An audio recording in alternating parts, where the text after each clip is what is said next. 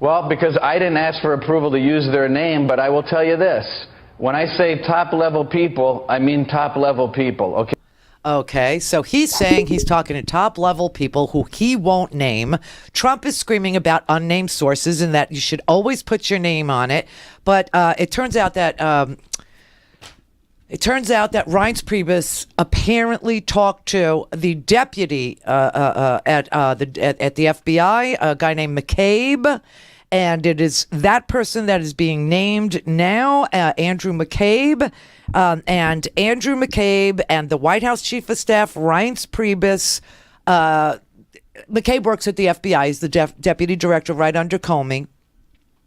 And he says, he didn't tell Reince Priebus that. He didn't say that there was no investigation. He didn't say that the New York Times story was false. He didn't say any of these things.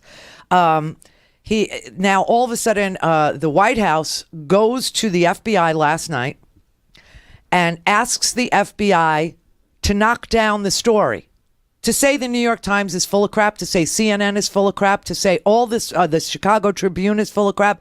Everybody that reported that the Trump campaign aides had repeated contacts with Russian intelligence. That's the story. That was the front page story in the New York Times. There's plenty of them around, okay?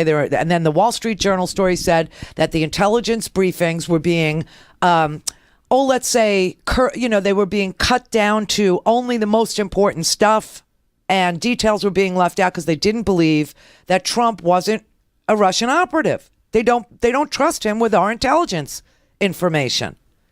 That's what Harry Reid said. Give him fake briefings. What does that even mean? It means they'll tell him stuff. He won't know the difference. Okay.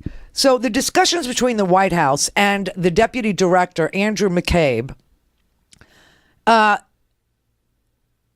the stories were published, where the White House said that Andrew McCabe disputed the story, saying that McCabe called Priebus early that morning and that the New York Times story vastly overstates what the FBI knows about the contacts. The White House corrected this now.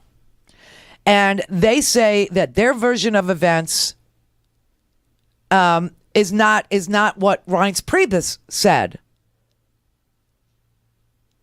So the same White House official that's now talking to CNN said that Priebus later reached out again to Andrew McCabe and also to FBI Director Comey and asked the FBI to at least talk to the reporters on background, unnamed sources, and dispute these stories. But the law enforcement official says McCabe did not discuss aspects of the case with Priebus at all. They won't talk about what they did discuss with Priebus. And James Comey rejected the request to even comment on these stories because the contacts between Russians known to U.S. intelligence and Trump associates is the subject of an ongoing investigation. So when Reince Priebus sits here and says the story is complete garbage and that the New York Times had no direct sources and that when the New York Times reports that the Trump campaign had constant contacts with Russian spies, which is kind of treasonous,